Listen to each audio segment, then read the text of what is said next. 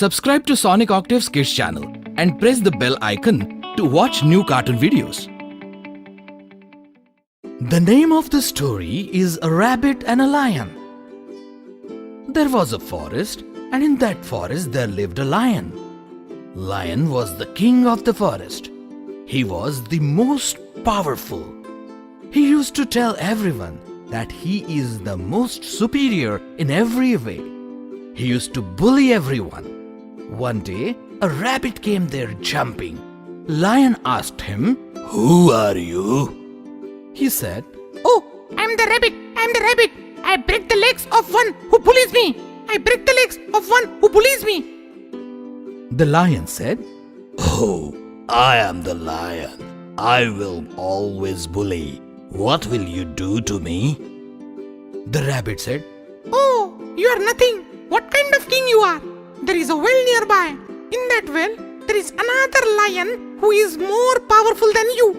He is the real king."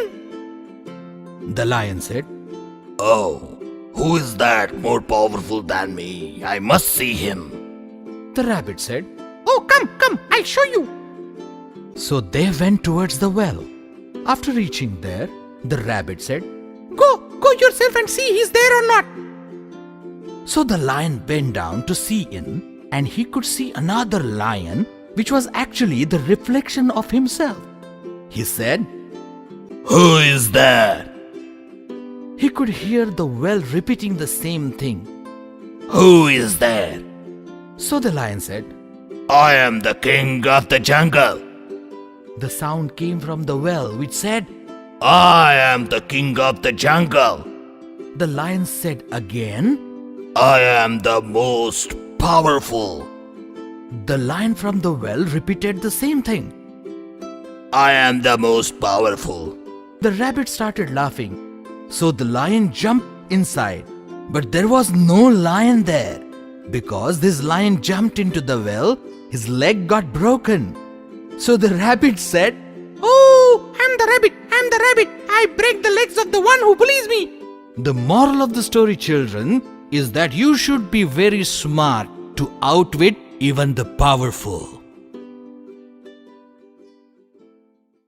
Subscribe to Sonic Octave's Kids channel and press the bell icon to watch new cartoon videos.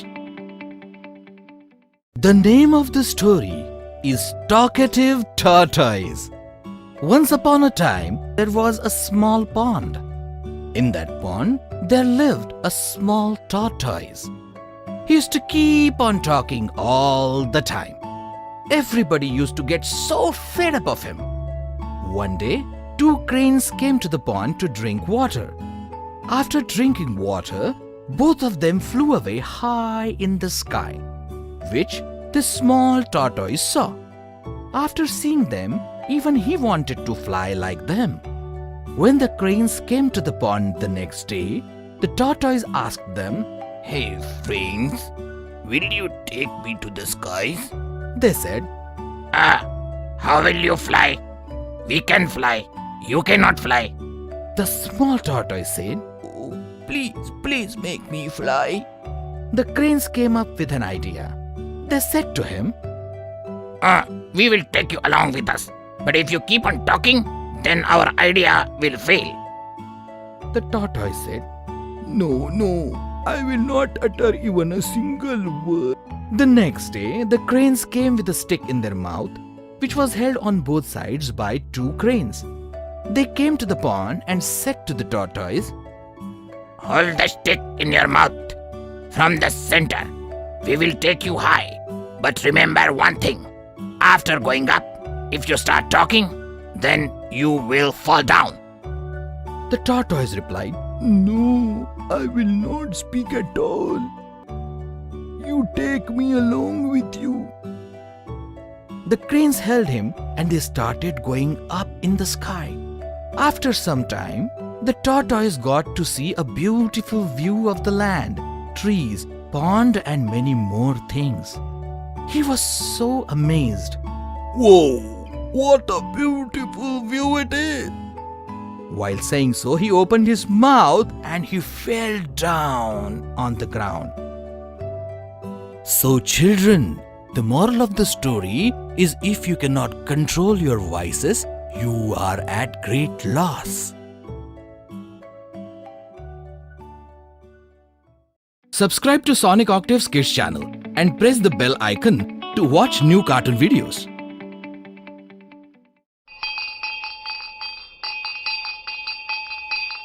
The name of the story is Molly Finds Her Way. This story is about Molly, the old white donkey. Every summer, as long as Molly could remember, she had taken the children for rides along the sands. All the other donkeys trotted or galloped, but not Molly. Frisky was Molly's young friend. One day, Frisky asked Molly, "Why don't you trot and gallop?" but Molly shook her head wisely and said, "I carry the little ones, and they would be afraid if I trotted or galloped." But one day something happened. A new man was in charge of the donkeys. We will leave this old, slow coach at home. Molly's too old. Molly's long ears drooped sadly, and a salty tear trickled down her nose. Then suddenly, a gleam shone through Molly's tears. She dried her eyes and perked up her ears. Too old indeed. Molly's rope was tied to a post, and she struggled with the knot. It was not tied very fast because the man never thought she would try to escape. She pulled and tugged till at last the knot was undone. The gate was closed, but Molly wasn't going to stop for a silly old gate. Over the gate she jumped. Then clippity-clop down the lane she trotted with her rope trailing behind. She knew her way very well.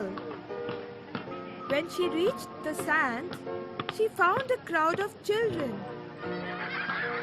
"Where's Molly? We want Molly!" No, Molly is not coming anymore. She's too old. Try Frisky. But Frisky had a saucy twinkle in his eyes. He was all right for the older children who were not afraid. But the little ones cried, "We want Molly! We want Molly!" "Here I am!" brayed Molly, pushing her nose through the crowd. Well, I never. The man was shocked looking at Molly. He finally listened to the kids. He fastened the saddle on Molly's back, and the children shouted with glee, "Hurrah! 3 cheers for Molly!" And Molly's heart swelled with pride and joy. She knew that she would never be left behind again. The moral of the story is All that glitters is always sold. But remember, sometimes old is also gold.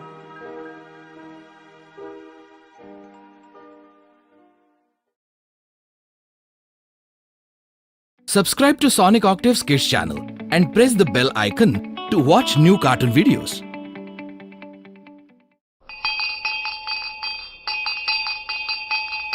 the name of the story is The Little Fish on a Big Fat Bin.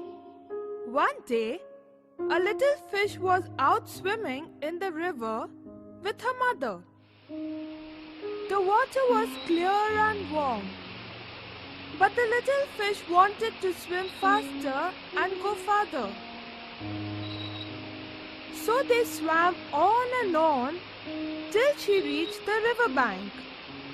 She looked, and there, growing on the bank, she saw a large beanstalk, and on the beanstalk a big fat bean.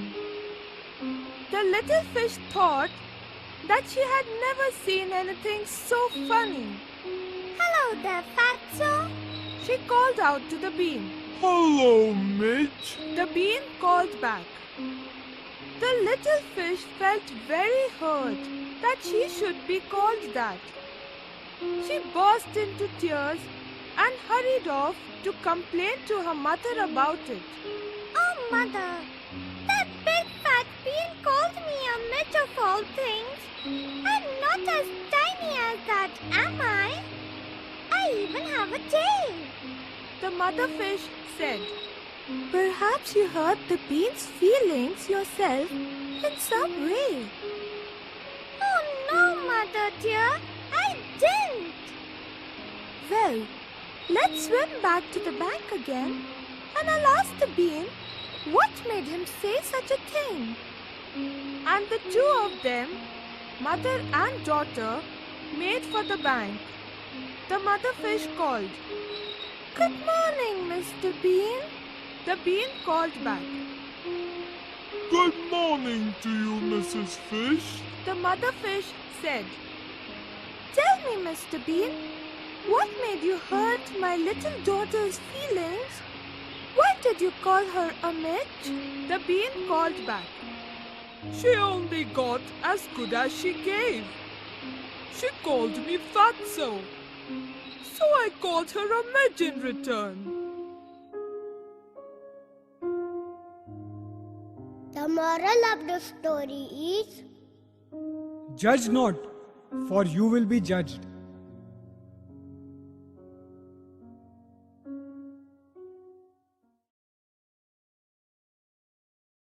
Subscribe to Sonic Octave's Kids channel and press the bell icon to watch new cartoon videos. The name of the story is Pied Piper and the Rats. There was a village. In that village, there were many rats. The big one, the small one, the black one, the white one, the grey one, the brown one, and many such more rats. Everyone in the village was fed up of these rats. A Pied Piper came to that village. He was playing his pipe. He asked the villagers, "What happened to you all?" The villagers said, "Lots of rats came into this village from everywhere. What will you do here just by playing the pipe?" He said, "Oh, I shall do something to take away the rats from this village. What will you give me in return then?" The villagers said, "Oh, we will give you something big if you take all the rats away from this village." What the Pied Piper did next is that he started playing his pipe. All the rats started following the piper. Some came from here, some came from there, from the below, from the burrow, from the house, from here, from there. All of them started following him. The piper kept on playing the pipe and he went to the river and crossed it. The rats followed him and all of them fell in the river. Then he returned to the village and said to the villagers, "Look, all the rats from your village are gone. Now give me my reward." The villagers said, "Oh, we don't have any reward for you now." The piper said, "Don't do this to me. Give me my reward." But the villagers refused to give. He got angry and an idea struck in his mind. The next day when he started playing the pipe, he played some kind of a song by which all the children in the village started following the piper. Some of them came from here, some of them came from there, some of them from the school, some from the house. All of them gathered and started following the piper. He kept on playing the pipe. He started walking towards the river and stopped near the lumber. The villagers got scared and said, "Look at that! All our kids went behind him." So all of them ran towards the river and they said to the piper, Please don't take the kids to the other side of the river. They will drown." He said, "Why? When I took the rats out from your village, you did not reward me. Now your kids also will go behind the rats." The villagers said, No, please don't do this. We will reward you." The piper stopped playing the pipe and all of the villagers got their children back. The piper was very smart. He got his reward from the villagers. So, children, the moral of the story is tit for tat. Subscribe to Sonic Octave's Kids channel and press the bell icon to watch new cartoon videos. The name of the story is Honest Woodcutter. The woodcutter is the one who goes to the forest, chops the wood, makes the bunches of the logs of wood and sells it in the market. And he fulfills his basic needs from the money he gets. Once, while doing so, he had to cut the wood of the tree alongside a river.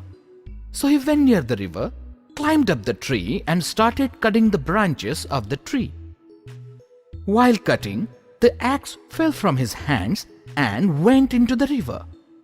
The woodcutter went down and started thinking, "Oh, how to take the axe out of the river now?" The woodcutter could not swim, and so he started crying. At last, he started praying to the god.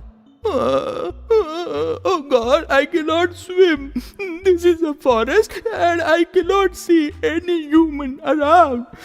So how will I get my axe back and how will I fulfill my basic needs, God?" As he was talking, a man arrived there. He came to the woodcutter and asked him, "What happened to you, my friend? Why are you crying? Why are you so sad? Did anything or anybody hurt you?" The woodcutter said, "No, I didn't get hurt, but my axe fell into the river. I cannot swim. How will I be able to take the axe out of the river if I cannot swim?" The man said, "Oh yes, why not? Tell me where it had fallen." "I was cutting this tree and it just fell below this tree itself." The man said, "Don't try. I will help you to take your axe out." After saying this, the man jumped into the water and he started searching for the woodcutter's axe. While searching, an axe came into his hand and he came out with that axe. When he took the axe out of the water, he saw that the axe was made up of gold. He said to the woodcutter, "See, I found your axe. Take this." The woodcutter said, "No, this axe is not mine. My axe was not made up of gold. My axe was made up of metal and it had a wooden handle to it. This is completely made up of gold. I don't want this one." What the man did is that he kept the golden axe near the riverside and he jumped into the river again. He started swimming and searching the woodcutter's axe, and another axe came into his hand and he again came out with that axe in his hand. He came up and asked the woodcutter, "Is this one yours?" The woodcutter saw it and he said, "Oh, this one is a bright silver axe. Even this one is not mine." The other man got irritated and he said, "Now I will jump only once and see if I get your axe. If it is not yours, then I will go my way." The woodcutter said, "Okay, fine." And then the man jumped into the river again and he brought out another one. When the woodcutter saw this axe, he became very happy and said, "Oh yes, yes, this axe is mine. This axe is mine. Give it to me. It is the same. It has the wooden handle and it is made up of iron." That man came with the axe to the woodcutter and said, "Very good. You are very honest. You speak the truth. When I gave you the golden axe, you said that is not yours. When I gave you the silver one, you were not ready to take it. You took the one which really belonged to you. Therefore, I reward you with the other two axes as well. Take these and run your business smoothly. I helped you because you are honest." The woodcutter asked, "Really?" The man said, "Yes." Saying this, the man revealed his real face. He was a god. The woodcutter took blessings from the god. The god said to him, "Never speak lies. Always be honest. If you are honest, then people will come to help you in your difficult times." So children, the moral of the story is we should always have this quality of honesty.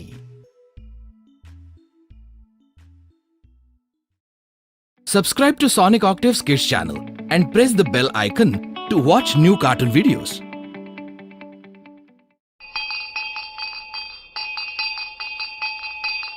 The name of the story is Outwitting a Crocodile.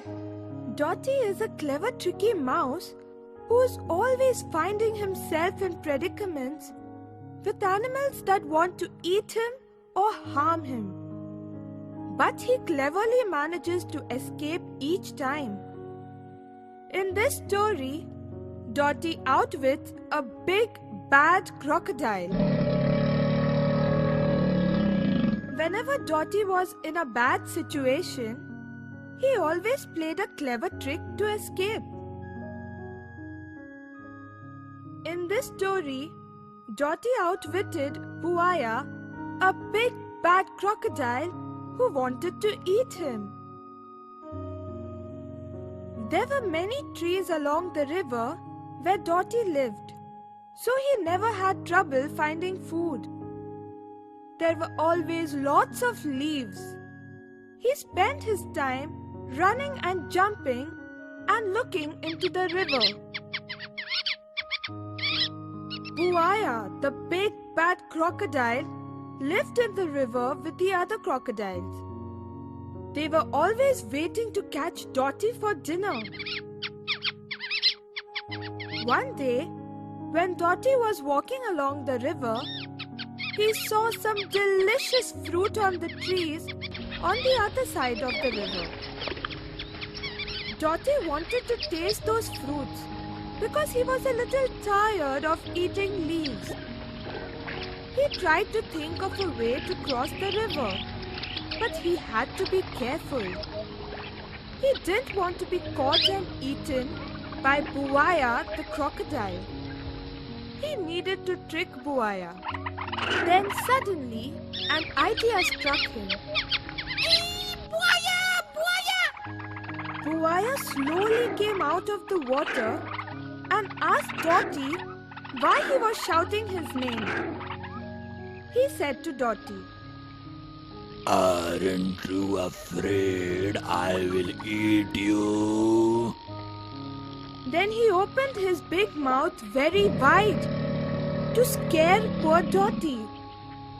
Dotty said, Ooh, yeah, of course, I'm afraid of you. But the king wants me to do something. He's having a big feast with lots of food. And he's inviting everyone, including you and all the other crocodiles. But first, I have to count all of you. He needs to know how many of you will come. Please line up across the river so I can walk across your heads and count all of you. Buaya was excited and he left to tell the other crocodiles about the feast with all the good food. Soon they came and made a line across the river. Dotty said, Promise not to eat me, because or I can't report to the king how many of you are coming. They promised not to eat him. Dotty stepped on Buaya's head and counted 1. Then he stepped on the next one and said 2. He stepped on each crocodile, counting each one, and finally reached the other side of the river. Then he said to Buaya, Thank you for helping me to cross the river to my new home. Buaya was shocked and angry. He shouted at Dotty, You tricked all of us. There is no feast, is there? All of the crocodiles looked at Buaya angrily. They were angry because he let Dotty trick all of them. Dotty loved his new home on the other side of the river because he had a lot of tasty food to eat. Poor Buaya was not so lucky. After that, none of the other crocodiles ever talked to him again. The moral of the story is Intelligence is superior than might.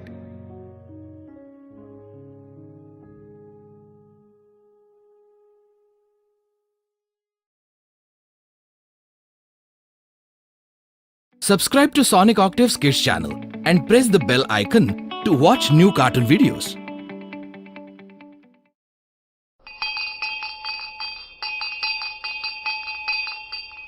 the name of the story is The Two Horses.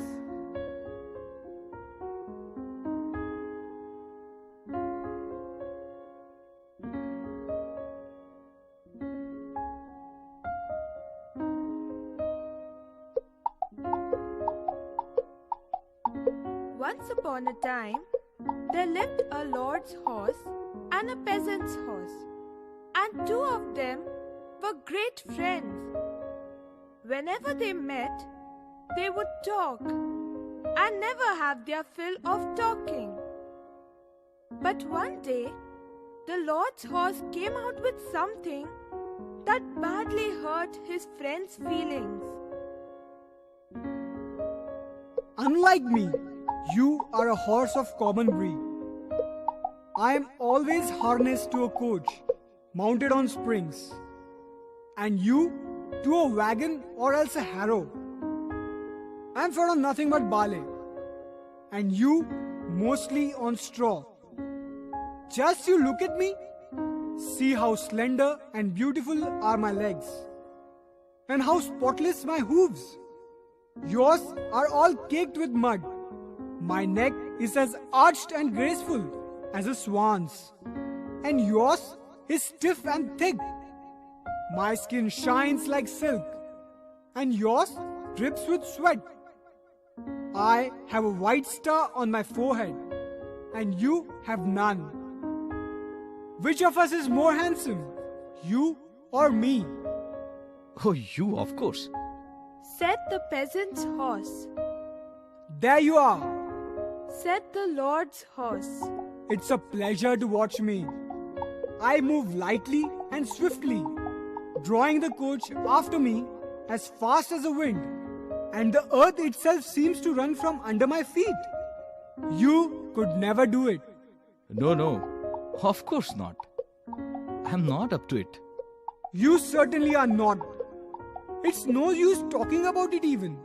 You couldn't outrun a snail now, could you? No, not a snail. Now, you are a different matter. I could outrun you easily. This made the lord's horse very angry indeed. He began stamping his feet and snorting and shaking his mane. Very well. We'll see who outruns who. And then and there it was agreed that they would run a race, circling the meadow and not stopping till one of them admitted that he could run no more.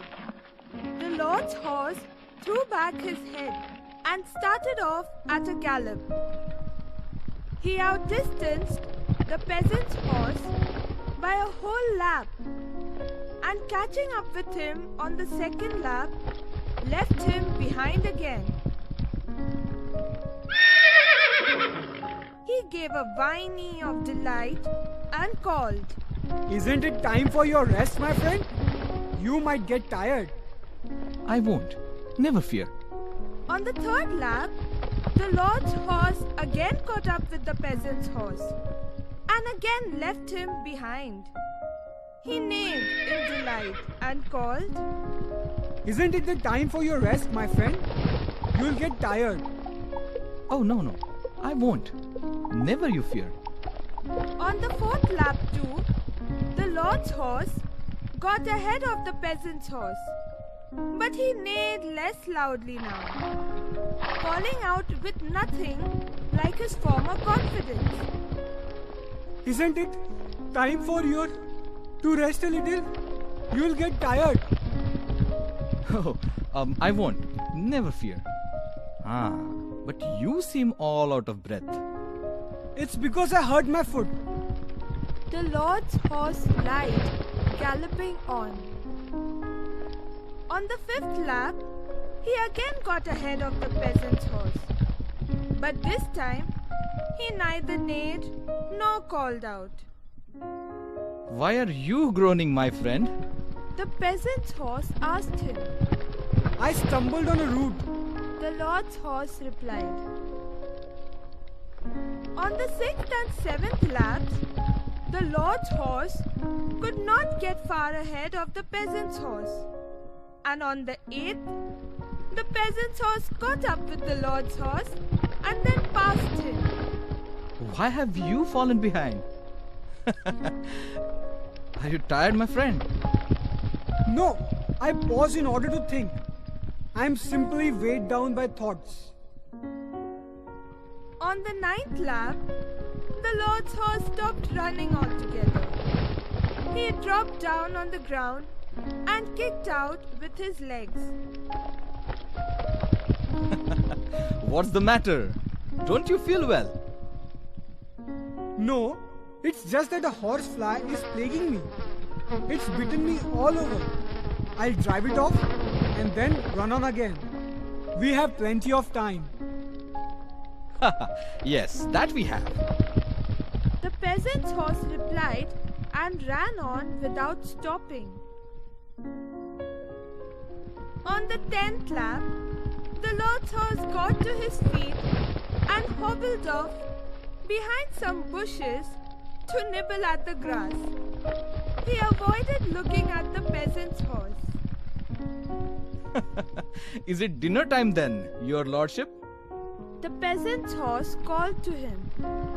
It's supper time. The lord's horse replied crossly. Don't you see that the fog is rising? You better take a rest. We have plenty of time.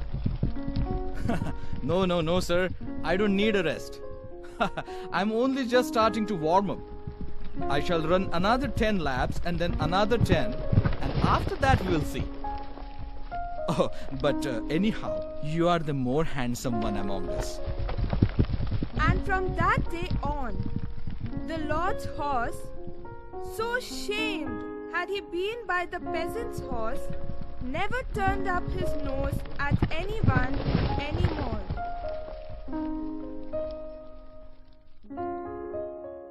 The moral of the story is Never underestimate a person's ability.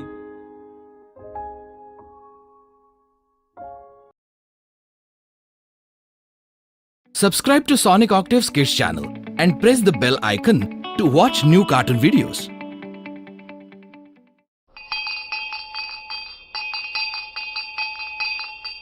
the name of the story is The Smart Hare. The hare was a clever animal. The hare looked out over his field. If he was going to have food to eat, he would have to plant a crop. But if he was going to plant a crop, he'd have to clear the field first. That was a lot of work. More work than the hare wanted to do.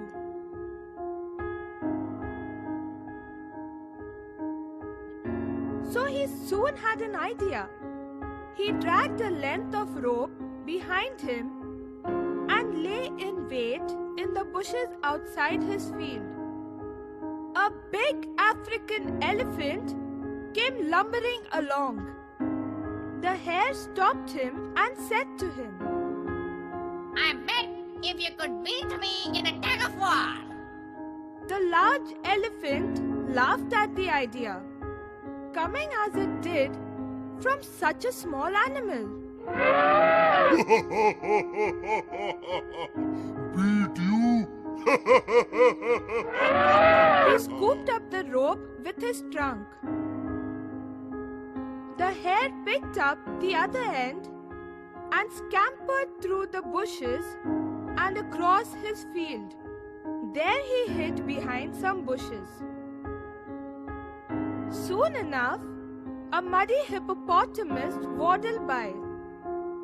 The hare said to him, I have heard about your strength from many animals, but I bet if you could beat me in a tug of war, you big hippo.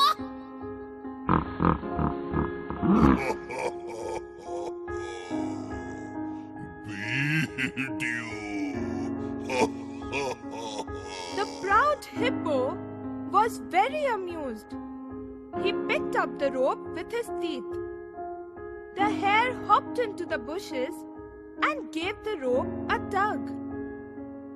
When the elephant and the hippo felt the rope move, they each pulled very hard. The powerful animals dragged the rope back and forth, but none could defeat the other. The hare was very happy because each time the rope moved, it plowed another row in Clever Hare's field. Now he could plant his crop and eat till he was full. The moral of the story is, If you apply your mind, everything is possible. Subscribe to Sonic Octave's Kids channel and press the bell icon to watch new cartoon videos.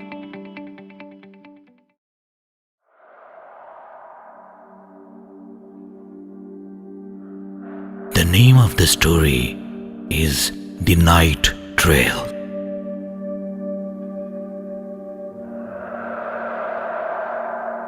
Hello friends, my name is Neil. Today I'm going to tell you about an incident which happened with me when I was 11 years old. That incident changed my life forever. I used to stay in a town adjacent to a dense forest. My house was on the outskirts of the town and very close to the forest.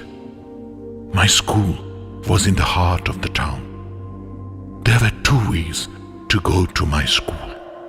One was through the town, which was a long route, and the other was through the woods, which was a shortcut. There was a trail in the woods which people used for their morning walk, and also they took that same trail to get across to the other end of the town. Even during the day, though pleasant, it was a lonely walk across the woods.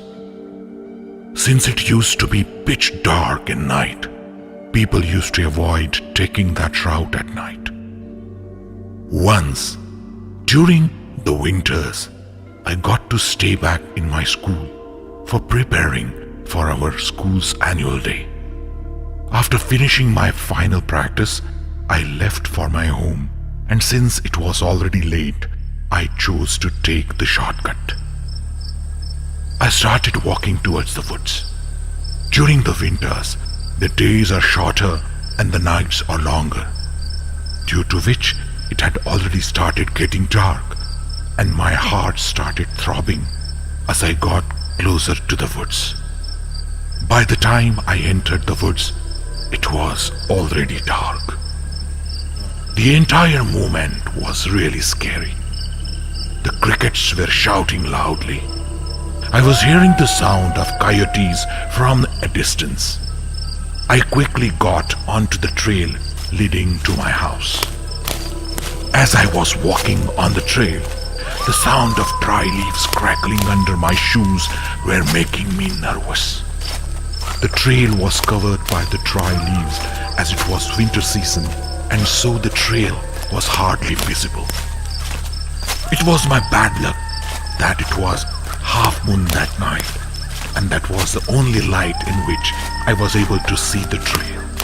The occasional appearance of the fireflies kept me company along the path. I was walking on the trail by sheer judgment. I was in the middle of the woods and suddenly I heard the sound of footsteps of someone at a distance. I got really scared at that time and stepped up my speed. As I stepped up my speed, the speed of the other footsteps got stepped up too. I shouted and asked, Who is this? Who is this? Anyone here? but there was no response. I could only hear some odd sounds coming out from there. I thought, I am spotted by a wild animal and there is a chance that the animal might come to me and attack me. I was thinking of running, but then the trail was very difficult to trace in the dark and I did not want to lose my way in that dark night. So I started walking as fast as I could. The sound of the other footsteps started coming closer and closer. My heart started pounding with fear. I kept on walking faster, though I was getting really breathless. At one moment, as I looked back, I saw a white figure, upright like some human form. I was completely scared. I had heard the ghost stories, but always believed that ghosts did not exist. But there I was, in the middle of the woods, in the dark, with this human-like figure in a white robe. For a moment I thought, I will never reach my home. I really did not know what to do at that point in time. I kept on asking, Is there anyone there? Is there anyone around? Can you hear me? but there was no response from other end, and except the odd sound and the sound of the footsteps. Suddenly, I slipped and I fell down. I was badly wounded. I thought that the white ghost is going to catch me. But then, I did not lose my courage. I somehow got up and kept on walking towards my home. Finally, I could see the lights at some distance. I was happy that soon I will be exiting the woods. At last, I came out of the woods and took the tar road which passed by my house. I could see my house at a distance. I immediately increased my speed and reached home. I was really afraid of the entire incident. I went into my bedroom and locked the door from inside. I made sure that all my windows are properly closed. I don't even remember when I went to sleep. Even in my dream, I could see that white ghost. Next morning, when I got up, I came into my living room and I was scared to see someone sitting on the sofa wearing the same white robe. Somehow, I gathered courage and went closer. I was surprised to see that the person in the white robe was Father Francis, who was a priest in the church near my home. Father Francis called me near him and he patted my back and said, "Well done, my child.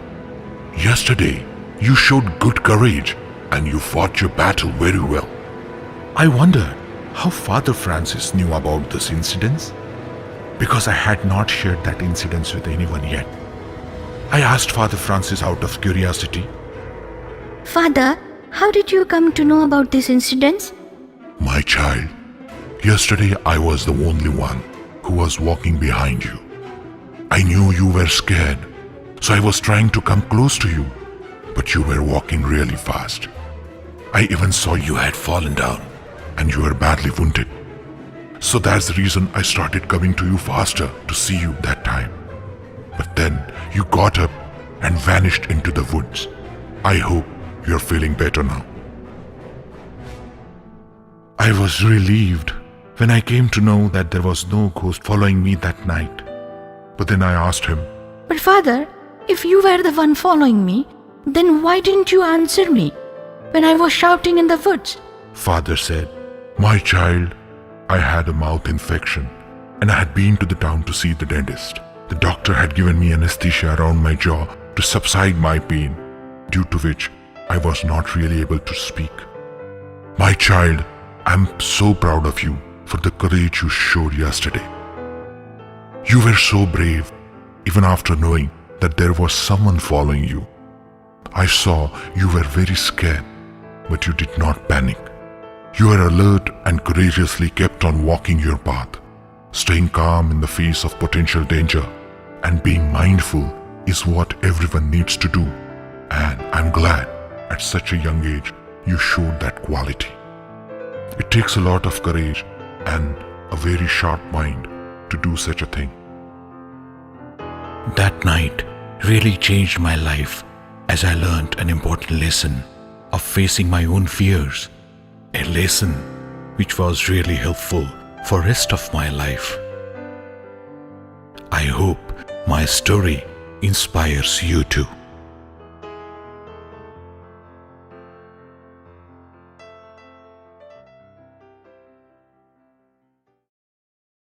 Subscribe to Sonic Octave's Kids channel and press the bell icon to watch new cartoon videos.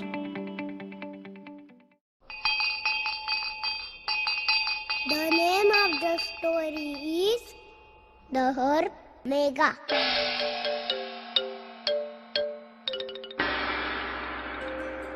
A poor merchant dropped in the village inn to spend the night.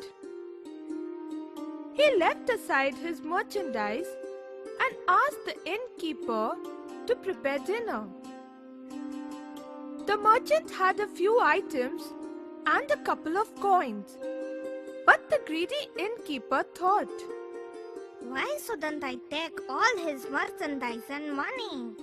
while she cooked dinner in the kitchen, that thought never got out of her head. Finally, she said to her husband, There is a merchant staying overnight in our inn. It would be good to take all his merchandise. There is nothing easier than that. Just put some herb named Mega in his meal. Everyone who eats from the herb forgets something. And what would the merchant forget if it's not his merchandise? and that's what the innkeeper did. She put the herb in the merchant's dinner. He ate the meal, thanked the innkeeper, and went to bed.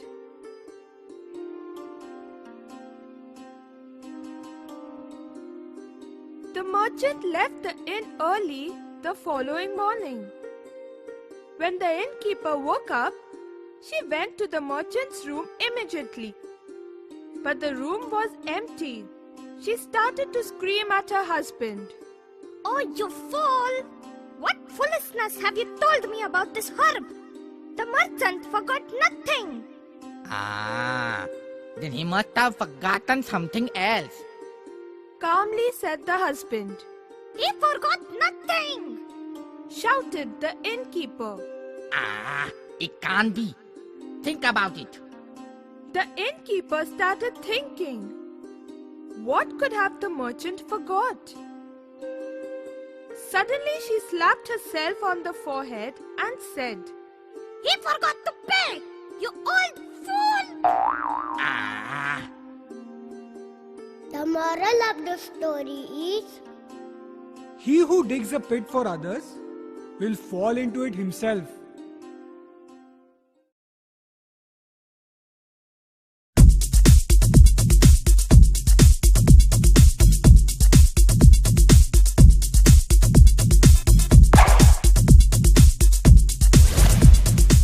Sonic Octave, resounding success. The name of the story is The Rabbit and the Falling Sky. Once upon a time, there was a jungle. That jungle had lot of trees and animals. One particular day was a windy day. Strong wind blew so hard that there was a whizzing sound throughout the forest. There was a rabbit living in that forest. He was so frightened with the sound of wind and the wheezing that he thought to himself, "World is about to come to an end." He ran here and there looking for shelter. He ran and hid himself beneath a big tree. All of a sudden, he felt that something has fallen on his back, and he got very scared. He thought to himself, Oh, sky is falling down. Sky is falling down. It is coming on my back. Oh, I have to run. Sky is falling down. so he started running, thinking that the sky has fallen on his back. As he started running, he met a deer. The deer asked him, Oh, rabbit, why are you running? the rabbit answered, Don't stop me. Don't stop me. I have to run. Sky is falling. Don't you hear the sound? Oh, sky is falling. Hearing rabbit saying this, even deer got scared. And without really checking the truth, deer also started running. As both of them kept running, there came a zebra. When he saw that both of them are running, he stopped them and asked, "Why both of you are running?" The deer said, "Oh, run! Don't stop us! Run! Run, zebra! The sky is falling! Run! Run! Run as much you can! Run! Sky is falling!" Listening to deer, even zebra started running. As three of them started running, similar way, all the other animals like giraffe, jackal, fox, wolf, everybody joined them and all of them started running. When a bear saw them, he asked them, "Why all of you are running? What is the problem? What is the matter?" Giraffe said to him, Run, bear. Oh, the sky is falling. Please run. Otherwise, all of us will get killed. Run, bear. After listening to this, even bear started running. Ultimately, all of them came to the lion, the king of jungle. Lion stopped all of them and said, "Why all of you are running? Let me know what is the problem in my kingdom of this jungle. Who is actually scaring you? Let me know." Rabbit said to the lion, Oh, King Lion. Oh, the sky is falling. Don't stop us. We'll have to run. I will tell you to run also. Sky is falling. Run. Listening to this answer, Lion said, "Oh, little rabbit, I don't see sky falling. How do you know the sky is falling?" The rabbit said, Oh, there is something on my back. It must be sky which has fallen. Oh, let me run. Listening to what Rabbit said, Lion laughed heavily.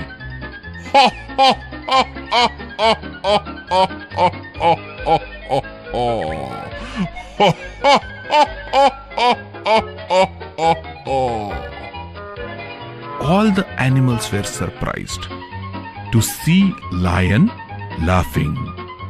Everybody said, Why are you laughing, King? Why are you laughing, King? We are so scared. Why are you laughing, King? Lion said, Who said the sky is falling? Bear said, Giraffe said this. Giraffe said, Deer said this. Deer said, Fox said this. But ultimately nobody knew why all of them were running. Everybody looked at the rabbit. And rabbit said, Oh, there is sky falling. I could feel it on my back. I have to run. Then lion stopped all of them and said,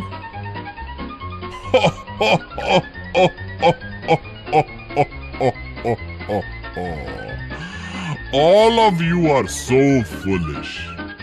Cannot you see just a simple small leaf on the back of the rabbit?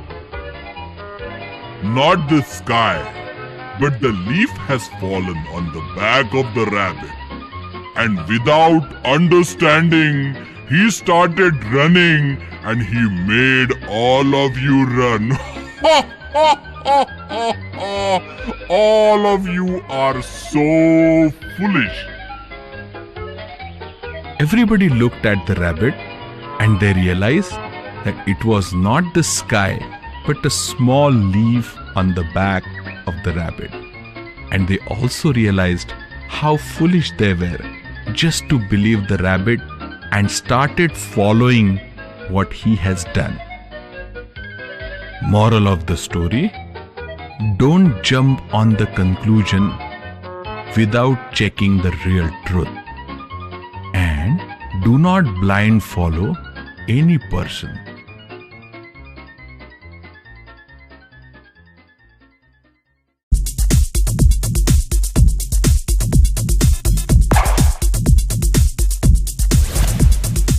Sonic octaves, resounding success.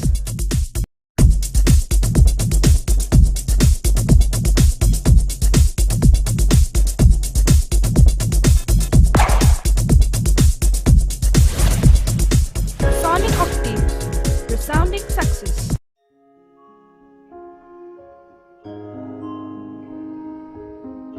The name of this story is The Magic Pot.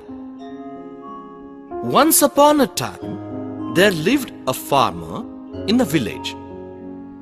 He used to go to his farm every day and do his farming activities. One day, he was digging the farm to prepare it for sowing the seeds for coming monsoon. All of a sudden, he found a big pot in the farm. He took the pot out and he wondered what that pot will be useful for. So he just kept that pot aside and started his usual activities again. During the lunch time, he just kept his spade in that pot while he was eating. When the farmer finished his lunch, he saw to his surprise that his spade was multiplied to 100 spades in that pot. He was really surprised. He thought to himself, Oh, I did not bring 100 spades. I just brought only one spade. How come the one spade became 100 spades? I don't understand. Then he thought this must be something to do with the pot. So he took away those 100 spades and took up a stone from nearby and put that stone in that pot. And then when he looked inside the pot, instead of a stone that he put in, there were 100 stones lying there. That is when he realized that the pot was magical. So he brought the pot back home and kept it in secret. From that day on, he used the pot to satisfy his needs. So, whenever he wanted a cloth, he will put a piece of cloth and he will get cloth enough for him to make his clothes.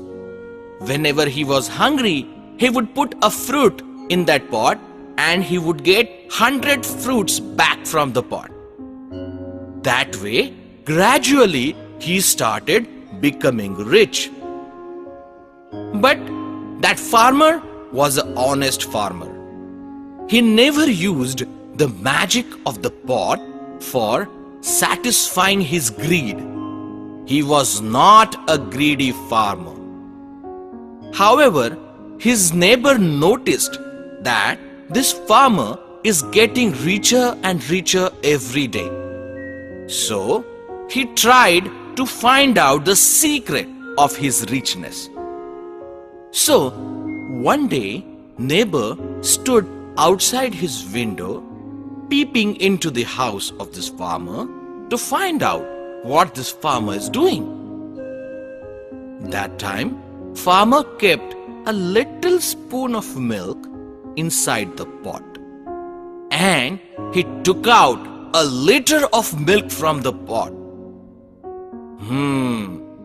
Now I understand, said the neighbor. He said that magical pot is giving him all the richness. So, this wicked neighbor, envious neighbor, decided to steal this pot from this farmer. That night itself, he stole that pot from the farmer's house and took it back home to his own house. He was very eager to find out the magic of the pot.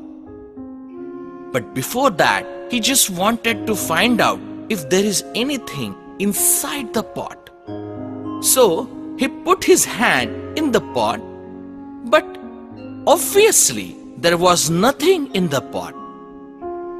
But to his surprise, when he took out his hand, he realized that now he has 100 hands to his bodies. And now he was really scared because he did not know how to bring those 100 things back to one again. So next day, as he came out of the house, the people were really scared and they thought he is some kind of demon with 100 hands on one side and one hand on other. So the other villagers started stoning him and they drove him away. When this farmer saw all this happening, he realized that the neighbor must have stolen the pot from him and must have put in his hands into it. So, the moral of the story is, do not be envious of anyone and never ever steal anything from anyone.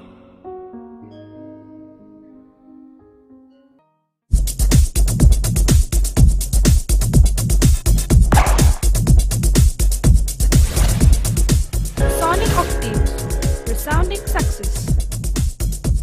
Subscribe to Sonic Octaves Kids channel and press the bell icon to watch new cartoon videos.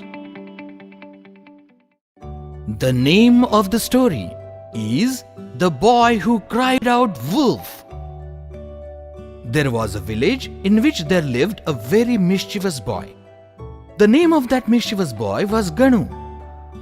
In this village, many small children used to play. But Ganu's father used to send him to graze their sheep in the farms.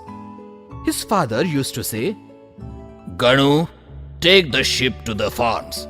Let them eat the grass and you keep an eye on them. Or else one day a wolf will come and eat our sheep. So keep an eye on them." Poor Ganu. He used to take the sheep to graze, leaving his playtime. there was a stone on which he used to sit. He used to get so bored of sitting there, as there were none of his friends there. So he used to throw stones here and there and remove the grass and so on. He got bored of that too. Once he decided to do some mischief, and he stood up on the stone and started calling out names of everyone loudly. Oh Govinda! Oh Ganya! Oh Madhav! Oh Pendya! Come, come! Run fast! Run fast! A wolf has come! Everyone heard his voice, and all the people from the village started running towards Ganu.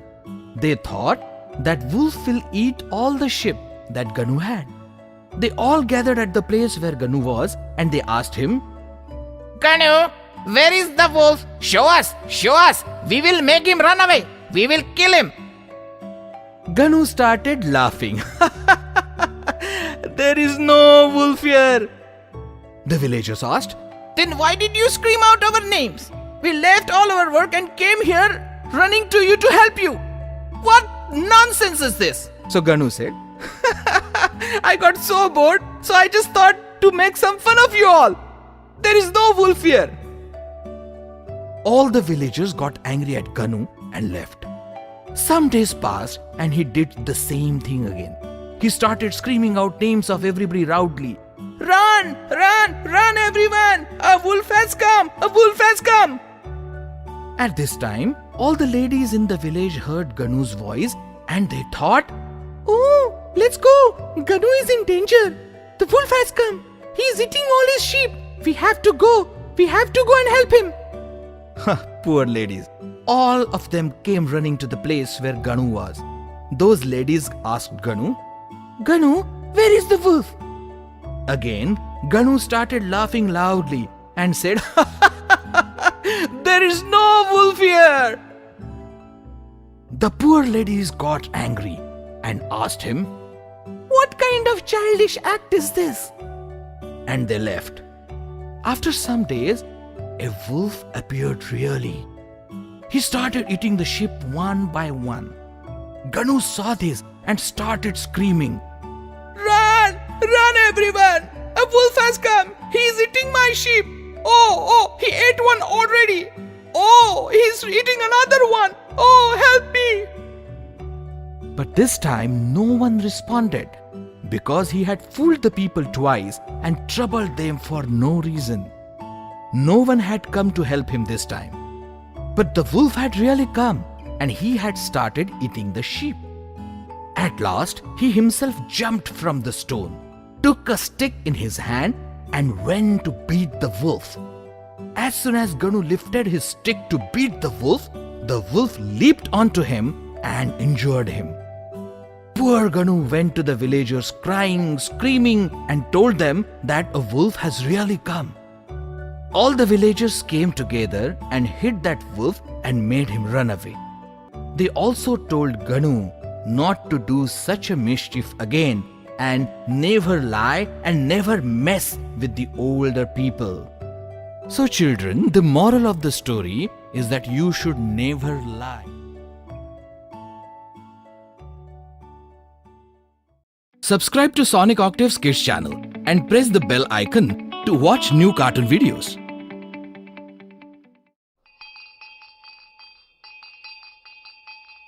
The name of the story is The Lion and the Mosquitoes. One day, a lion who had been lying under a bush yawned and stretched once or twice and said to himself, Thank God I'm so strong that I need fear no one on this earth.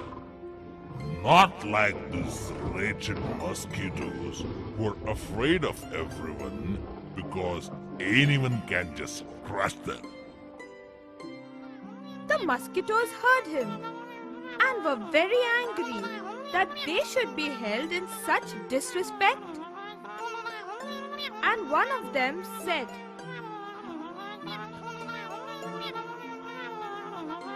Don't think that no one can get the better of you, lion, just because you're so big and strong. It's true. We are small, but we may yet prove to be more than a match for you, lion.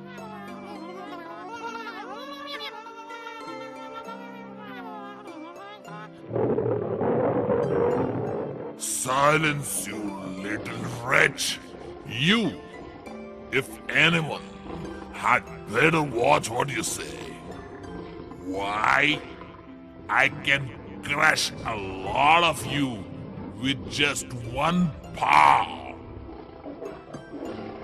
This was more than the mosquitoes could bear, and one of them said, Come, brothers, let's show the lion a thing or two. He shall remember to the end of his days how to make fun of us.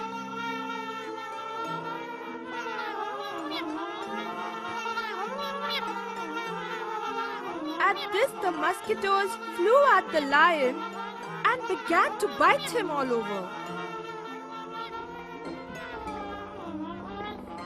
And though he flapped his tail and slapped at them first with one paw and then with another, though he turned over on his back and waved all his four paws together, but nothing helped. He killed quite a few mosquitoes, but their numbers seemed not to lessen, and swarms of them kept coming at him as though someone were pouring them out of a sack. The lion tried taking great leaps into the air, and he ran around the bush. But the mosquitoes went on biting him and never stopped.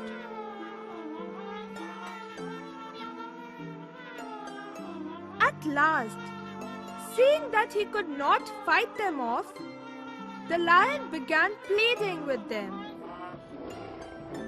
Oh, do please stop and leave me be. I wasn't making fun of you. Really, I wasn't. Take pity on me for the love of God, please. The mosquitoes left the lion, rose into the air in a great cloud, and said, Don't boast again, lion, neither of your strength nor of your wisdom. The moral of the story is Union is strength.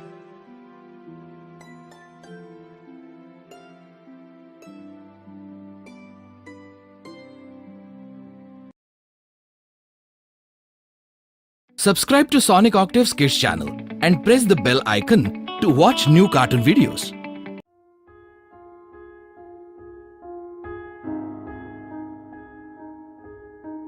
The name of the story is Hospitality of Pigeons. Once upon a time, there was a bird catcher. He went into the woods to look for birds and catch them every day. One day, as he was looking for birds in a dense forest, he found a pigeon. With great effort, he caught that pigeon and put it in the cage. It was a female pigeon. Soon after he caught the female pigeon, it started raining. The bird catcher got all wet and started feeling cold. He came near to a tree and sat under it.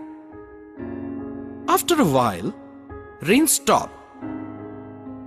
As a coincidence, the male partner of that female pigeon was on the same tree, and it saw the female pigeon in the cage.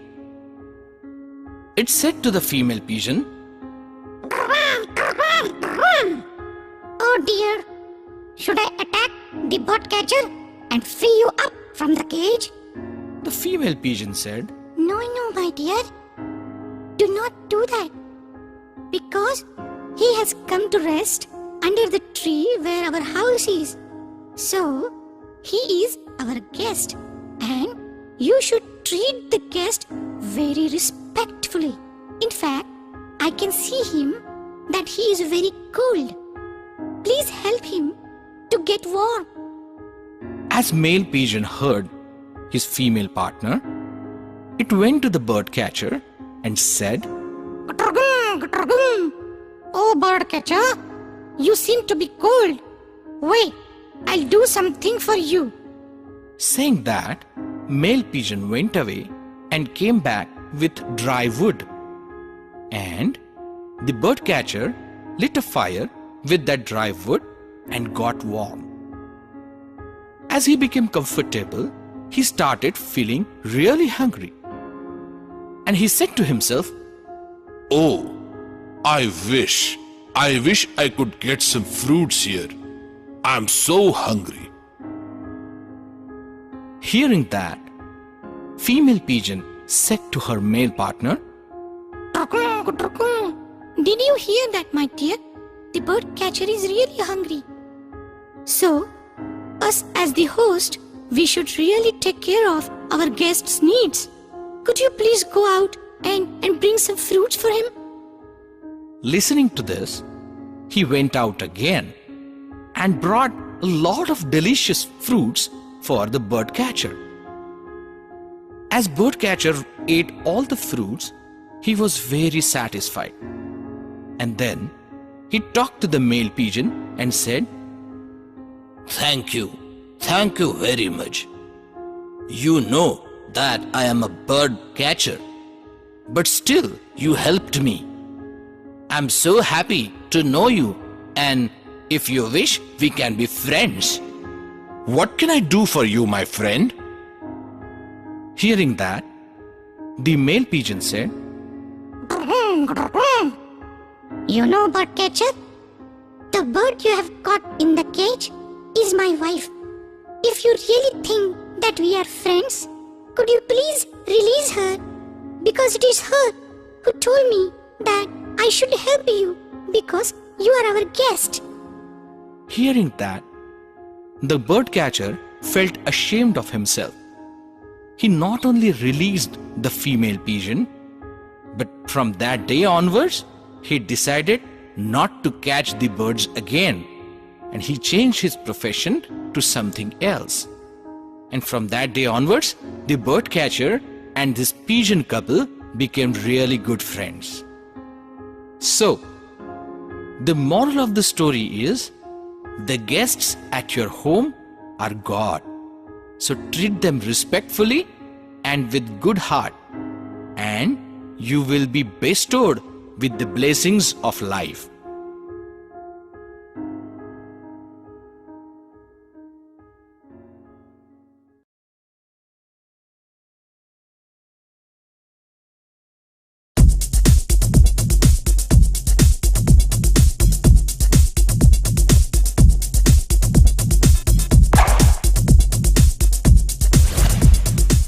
Sonic Octaves, resounding success.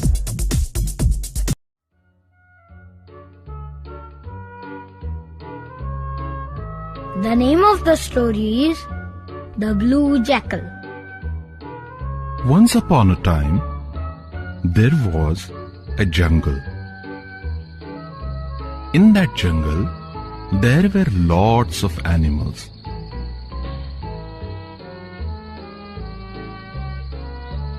There lived a jackal in that jungle. He wandered around all day looking for food. One day, he came out of the jungle and got to a village. In that village, he saw some washmen washing clothes, and some of them dyeing the clothes with lots of different colors. In the lunch time, when all washmen were out for lunch, he started moving around in that area.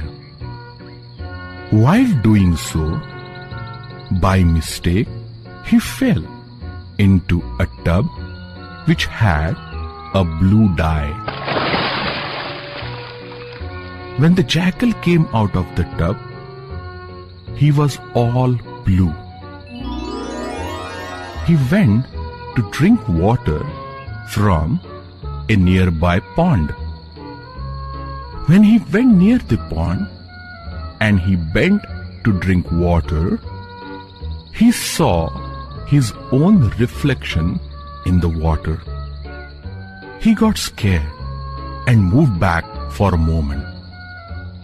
And then he realized that it was his own reflection which scared him because he had turned into a blue-colored animal.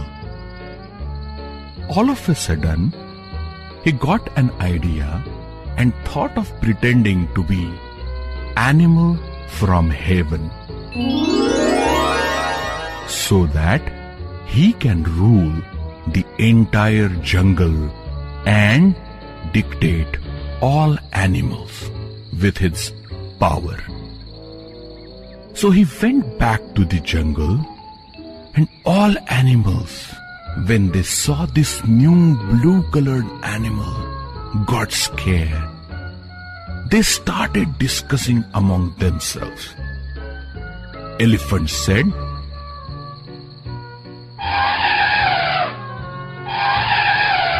Who's this new animal? He is a devil animal. On that, the tiger replied to the elephant,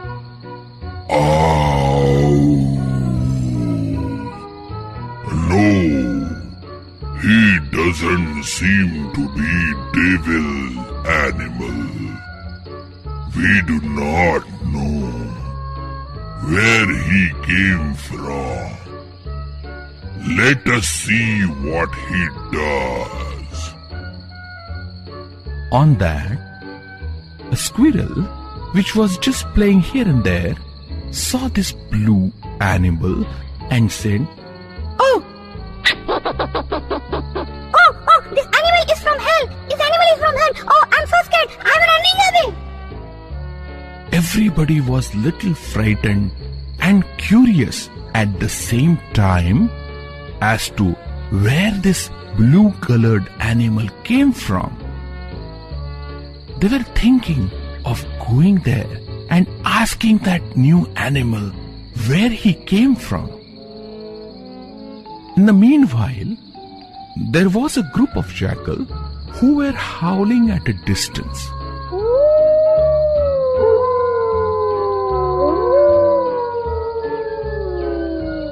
After listening to the jackal's howl, this blue-colored jackal could not control himself. He could not resist its temptation to howl. So, in response to the howl of the group of jackal, this blue-colored jackal howled from where he was.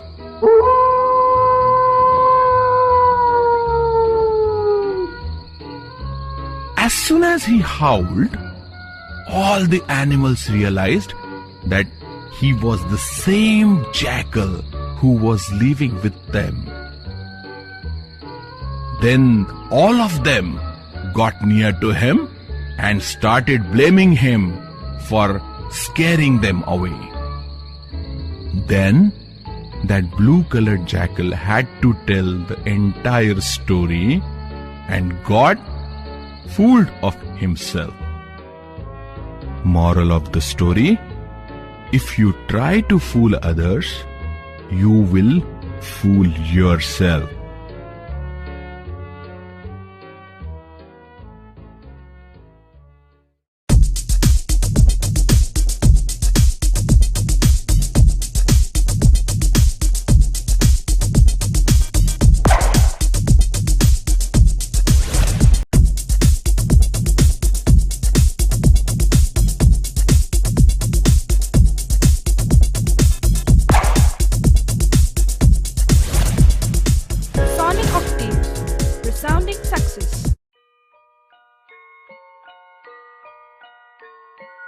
the Hare and the Tortoise. Once upon a time, there was a jungle. In that jungle, there lived a tortoise and a hare. Both were very good friends. They always used to tease each other. Once, the hare said to the tortoise, Oh, tortoise! You're so dark. You're so slow. You have so much of weight on your back. I don't know how you even walk. and tortoise would reply to the hare, Oh, hare!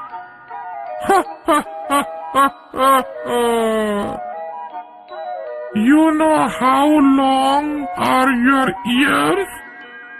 Oh, they're almost touching the sky. And you know what?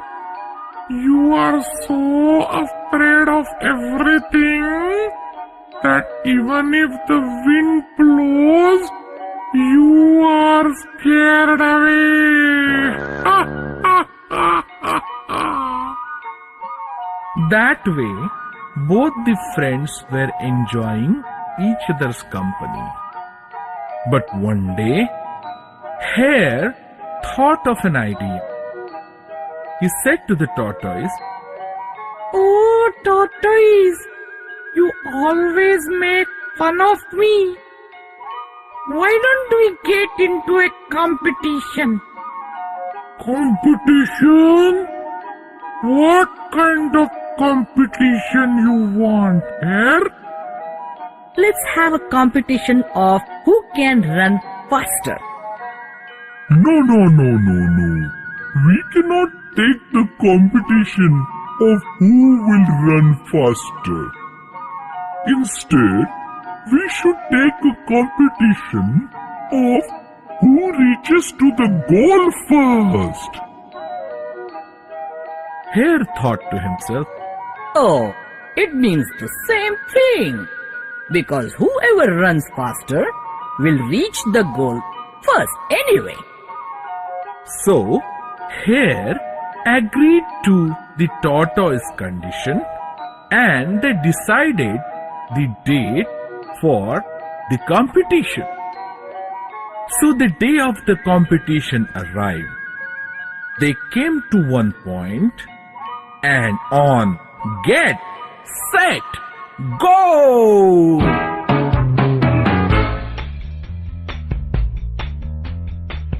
Both of them started moving, started going towards the goal that they decided as the end point. Hare, because he is so much faster than the tortoise, actually reached halfway the distance in a short while. But when he looked back, the tortoise was not even in the sight. But then he saw lush green grass and some vegetables around. He thought to himself, Oh, it would take a lot of time for tortoise to come and catch me up. So why don't I enjoy some food? So he started picking up the vegetables and started eating them. So once he had his stomach full, he thought to himself, Oh, the tortoise is still so far away. I can easily beat him. Why don't I rest for a while and then I'll get up. I'll achieve the goal anyway.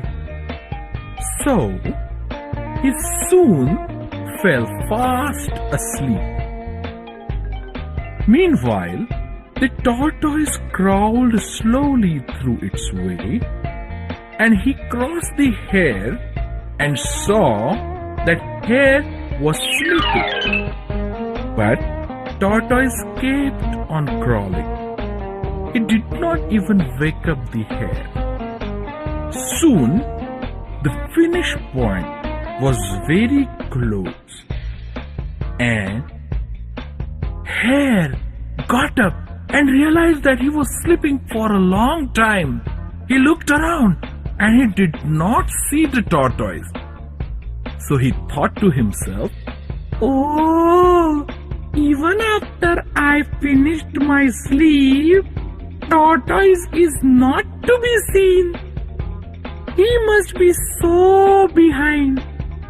So the Hare started running again without even thinking that tortoise must have already crossed him. But when Hare reached the end point, he saw that tortoise was smiling there and waiting for his friend to come. Hare reached the end point, the goal. When he saw the tortoise, he realized that he wasted lot of time and underestimated the persistence of the tortoise. So, moral of the story is, slow but steady wins the race, and fast, ignorant and overconfident will always lose the race.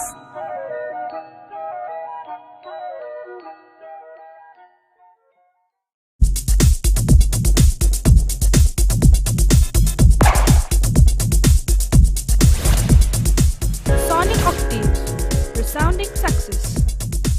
Subscribe to Sonic Octaves Kids channel and press the bell icon to watch new cartoon videos.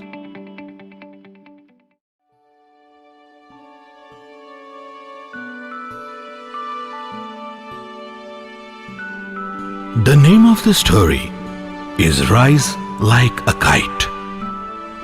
There was a town named Kolwad in the state of Gujarat in India.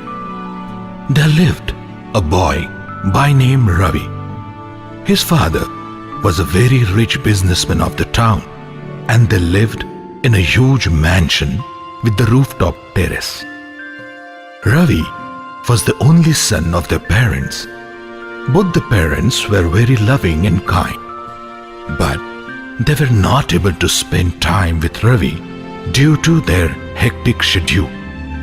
Due to his family's social status in the town, Ravi was not able to make a lot of friends.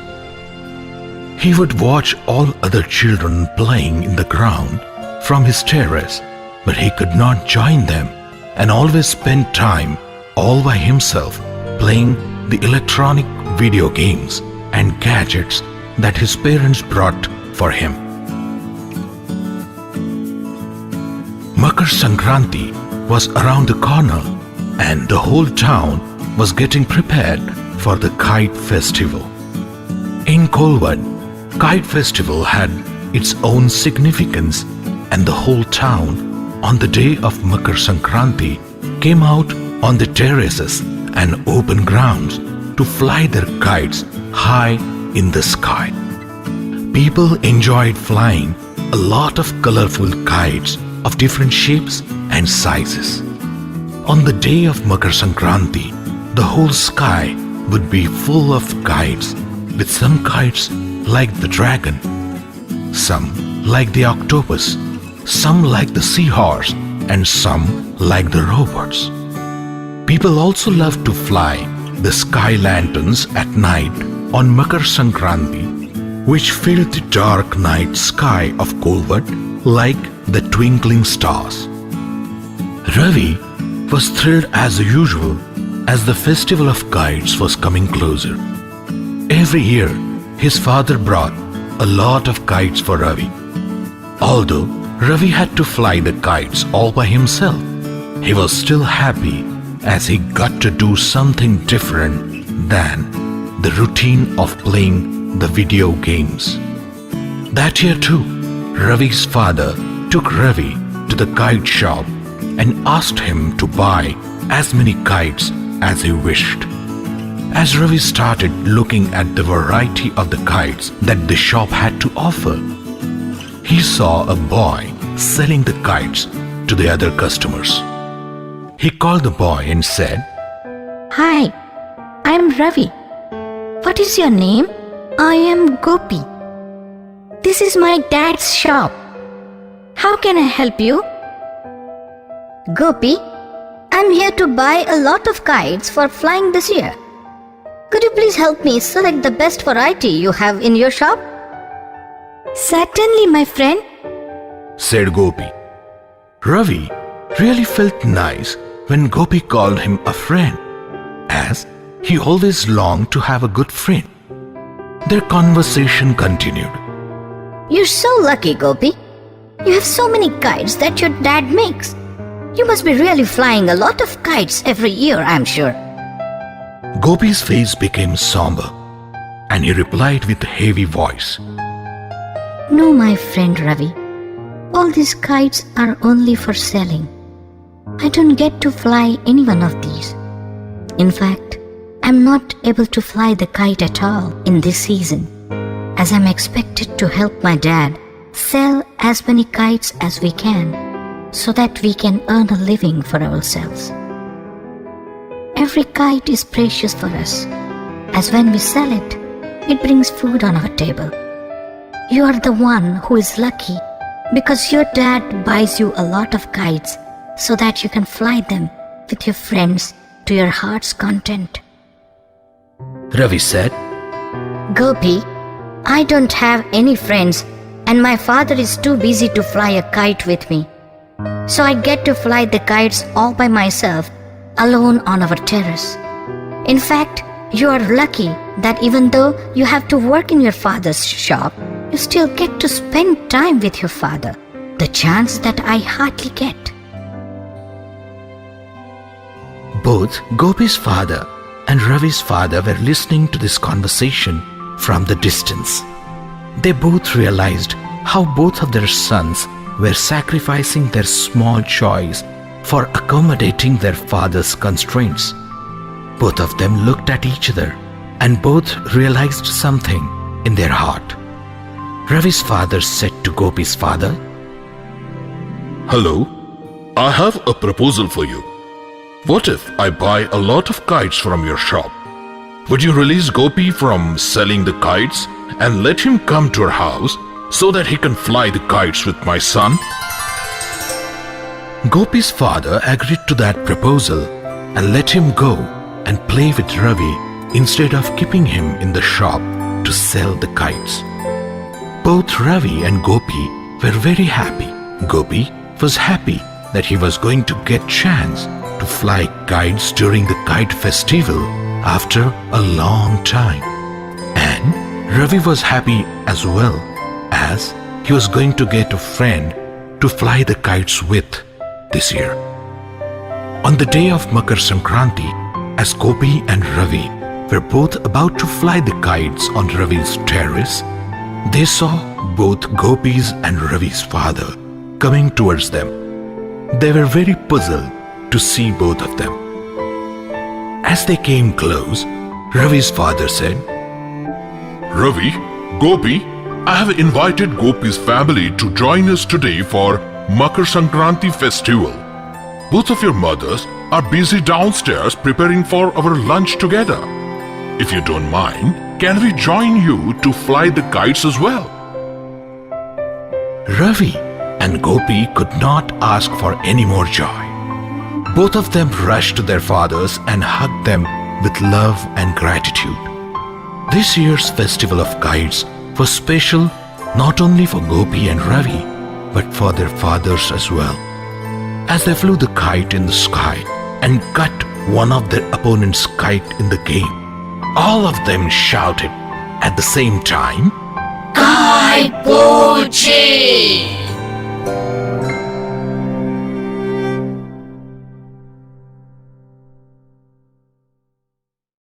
Subscribe to Sonic Octave's Kids channel and press the bell icon to watch new cartoon videos.